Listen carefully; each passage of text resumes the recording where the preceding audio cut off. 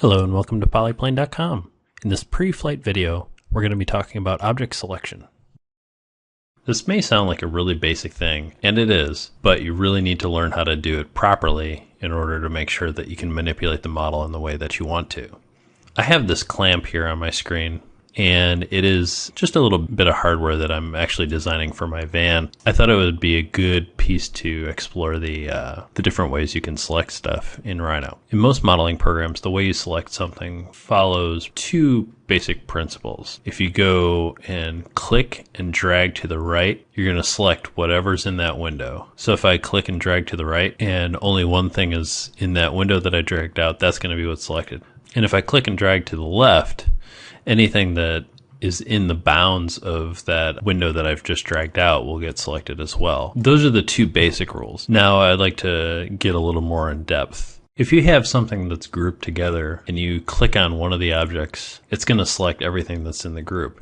This may be familiar to you if you're used to working in Illustrator or Photoshop. If you want to select this entire group of these two screws, you need to select the entire group if you're going to select going from left to right. Because if I just select this one screw, it's not going to grab the entire group because there's still geometry to be grabbed in this direction. But going to the left, I could just click a really tiny bit of this piece of this screw and the group will be selected. There's going to be times when you're going to have a lot of geometry on your screen and you're going to want to select bits and pieces. In order to do this, you need to know how to select. Knowing these basic rules of clicking to the left allows you to select everything that your cursor touches, and dragging to the right, making sure that the window completely covers everything that you want to select. Those are really important to understand. I've broken this down into 4 different sort of visual images for you to understand. The first idea is if you click and drag your window to the right and nothing is within those constraints of the window, you're not going to select anything.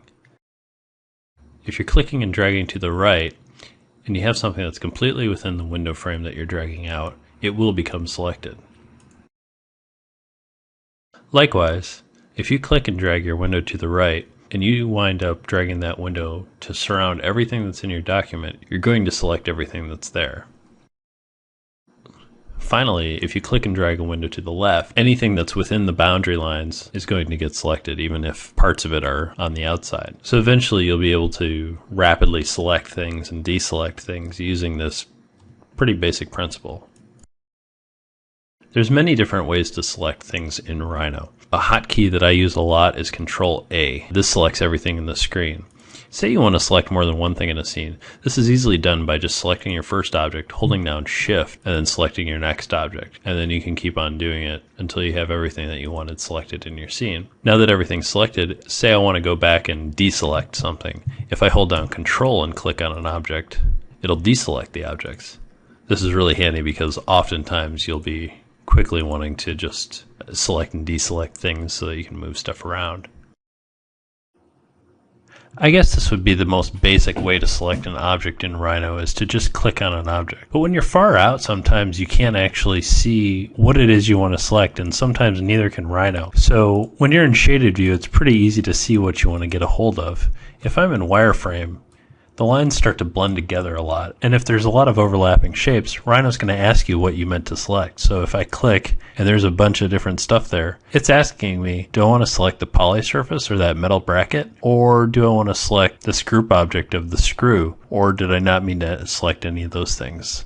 When you start to have a lot of geometry in your scene, this can become particularly useful, especially when you start naming your objects. If I select on this poly surface and I give it a name, let's call it Screw 1. So when I go to click on that now, you'll see its object type is the first thing, and then its name, Screw 1. So yeah, that's what I wanted to select that time. And then I can, move it or whatever I wanted to do with it.